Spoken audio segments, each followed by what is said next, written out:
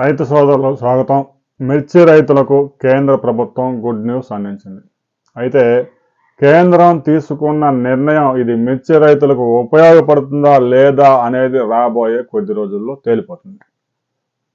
రాష్ట్ర ప్రభుత్వం ముఖ్యమంత్రి చంద్రబాబు నాయుడు రాసిన 3 లేఖలతో పాటు రామ్మోహన్ నాయుడు కేంద్ర మంత్రి కూడా కేంద్ర వ్యవసాయ శాఖ మంత్రి శివరాజ్ సింగ్ చౌహాన్ని కలిసిన సంగతి అందరికీ తెలిసిందే.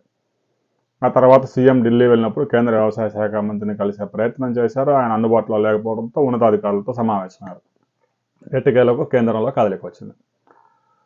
అయితే అధికారులు పైన కింద పడి క్వింటా మిర్చికి 11,781 రూపాయలు ఇవ్వడానికి ముందుకు వచ్చారు. అయితే మార్కెట్లో చాలా వెరైటీస్ సన్నాలు 12,000 నుంచి 13,000, 14,000 దాకా నడుస్తూ ఉంది. ఇలాంటి సమయంలో కేంద్ర ప్రభుత్వం ప్రకటించిన ధరతో ఇప్పటికే ఉన్న 13,000, 12,000, 14,000 ఉన్న ధరలు కూడా పతనం అవుతాయా? లేదు అంటే కేంద్ర ప్రభుత్వం కనుక ట్రేడర్స్ని రంగంలోకి దింపితే ధరలు మరికొంత పెరిగే అవకాశం ఉందా అనే విషయం తేలాల్సి ఉంది. గత వారం ముఖ్యమంత్రి చంద్రబాబు నాయుడు వ్యాపారులు ఎక్స్పోర్టర్స్తో వెలగపూడి సచివాలయంలో సమావేశం నిర్వహించినప్పుడు వ్యాపారస్తులు ఒక సలహా ఇచ్చారు. ప్రస్తుతం ఇప్పుడిప్పుడే ధరలు పెరుగుతూ ఉన్నాయి కాబట్టి కేంద్ర రాష్ట్ర ప్రభుత్వాలు కనుక మద్దతు ధర ప్రకటిస్తే ఆ పెరిగే ధరలకు విఘాతం ఏర్పడే ప్రమాదం ఉంది. కేంద్ర రాష్ట్ర ప్రభుత్వాలు మద్దతు ధరలు ఎంత ఇస్తాయో మాకు తెలుసు. ఈ ధర రైతులకు గిట్టుబాటు అయ్యే పరిస్థితుల్లో లేదు. కేంద్ర ప్రభుత్వం 14,000, 15,000 ఇస్తే ఈ 9,000, 10,000, 11,000 అమ్ముకునే రైతులకు కొంత ఊరట లభిస్తుంది. కానీ ప్రస్తుతం మార్కెట్లో ఏదైతే ధరలు లభిస్తూ ఉన్నాయో దాన్ని యావరేజ్ ధర రైతులకు ఇచ్చింది. అంటే రైతులు ఏదైనా 9,000, 10,000కి వెరైటీస్ ఏమైనా ఉంటే ఆ రైతుకు మాత్రం కొద్దిగా న్యాయం జరిగే అవకాశం ఉంది. ఇక కేంద్ర ప్రభుత్వం రంగంలోకి దిగిన తర్వాత 30 రోజులు మాత్రమే మేము మిర్చి కొనుగోలు చేస్తామని చెప్పారు. ఇది ఒక మెలగబెట్టారు. మొత్తం మీద ఆంధ్రప్రదేశ్లో ఒక 10,35,000 టన్నుల మిర్చి దిగుబడి వస్తుందని అంచనా వేశారు. ఇందులో 25% మాత్రమే మేము కొనుగోలు చేయడానికి ముందుకు వచ్చినట్టు వాళ్ళు ఆర్ఎస్ ఇచ్చారు కేంద్ర ప్రభుత్వం. అంటే 2,58,000 టన్నుల మిర్చి కొనుగోలు చేయడానికి ముందుకు వచ్చింది. అది కూడా గుర్తింపు పొందిన ట్రేడర్స్ నుంచి మాత్రమే. అంటే గుంటూరు మిర్చి యార్డు ఇలాంటి మిర్చి యార్డుల్లో ఎవరైతే రిజిస్టర్డ్ ట్రేడర్స్ ఉన్నారో వారు కేంద్ర ప్రభుత్వంతో సంప్రదింపులు జరుపుకొని వారు కొనుగోలు చేసి కేంద్రానికి సరఫరా చేయాలి. అయితే రైతు సోదరుల గ్రామాల్లో అమ్ముకున్నా ఇంకెక్కడన్నా అమ్ముకున్నా మాత్రం తక్కువ ధరకు అమ్ముకుంటే ఆ మార్జిన్ అయితే రైతు అకౌంట్లోకి రాదు. ఇంకొక మెలక్ కూడా పెట్టారు. రైతు సోదరులు అమ్ముకునే ధర కేంద్ర ప్రభుత్వం ప్రకటించిన ధర కన్నా 25% తక్కువ ఉంటేనే పరిహారం లభిస్తుంది అనే విషయం కూడా ఈరోజు ఒక ప్రముఖ పత్రికలో రాశారు. అయితే దాని మీద క్లారిటీ రావాల్సిన అవసరం ఉంది. అంటే 11,781 కేంద్రం ప్రకటించింది. 11,500కి అమ్ముకుంటే ఆ మిగిలిన మార్జిన్ రాదా? 10,500కి అమ్ముకుంటే ఆ మిగిలిన మార్జిన్ ఏదైతే ఉందో అది రైతు సోదరులకు అందదా అనే విషయంలో కూడా కొంత క్లారిటీ రావాలి. ఇక కేంద్ర ప్రభుత్వం మొత్తం భరించేందుకు ముందుకు రాలేదు.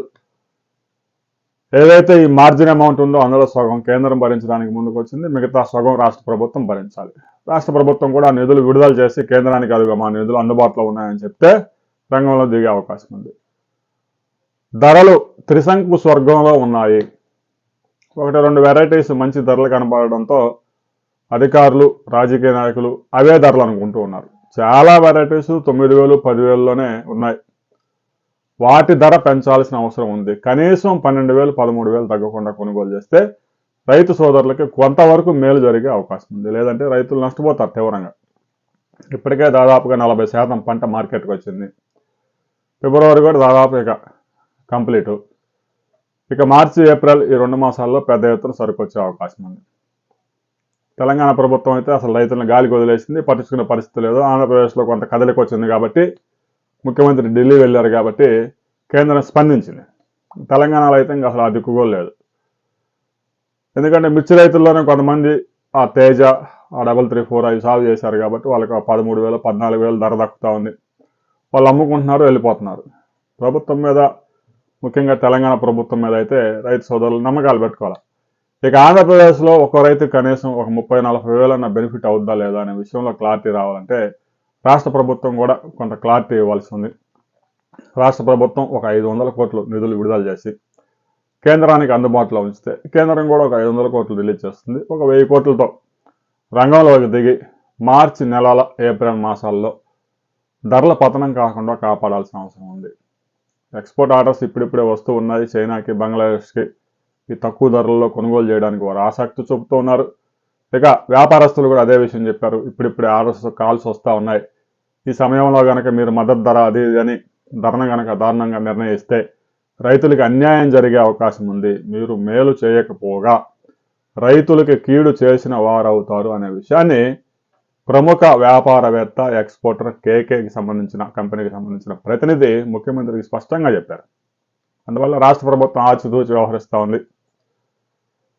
ఏవైతే రైతు సోదరులకి మద్దతు ధర ఇవ్వాలా, లేదంటే క్వింటాకు 3,000, 4,000 బోనస్, ఆల్రెడీ ఈ క్రాపింగ్ అయిపోయింది. ప్రతి రైతు ఎంత మిర్చి సాగు చేశాడు అనే విషయాలు కేంద్ర వెబ్సైట్లలో ఉన్నాయి.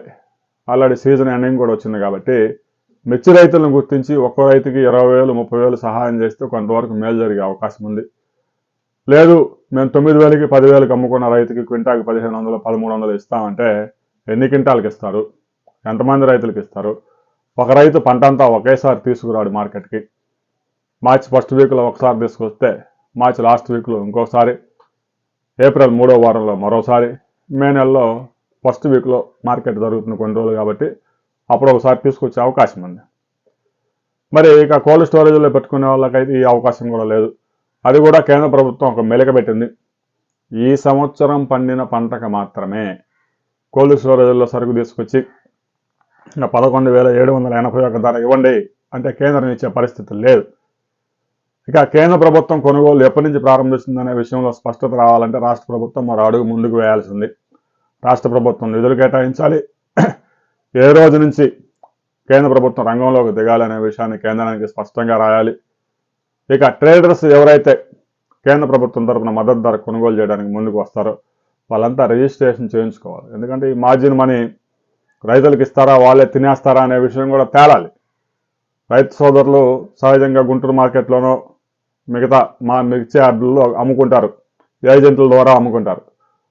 ఆ ఏజెంట్కి ఎంత ధరకు అమ్మారు, రైతు ఎంతకు అమ్మాడు, వాళ్ళు ఎంత రాసుకున్నారు, కేంద్ర ప్రభుత్వానికి వెబ్సైట్లో ఎంత చూపించారు, ఆ మార్జిన్ మనీ రైతుకు చేరుతుందా లేదా అనే విషయంలో చాలా నియమ నిబంధనలు పాటించాల్సి ఉంది.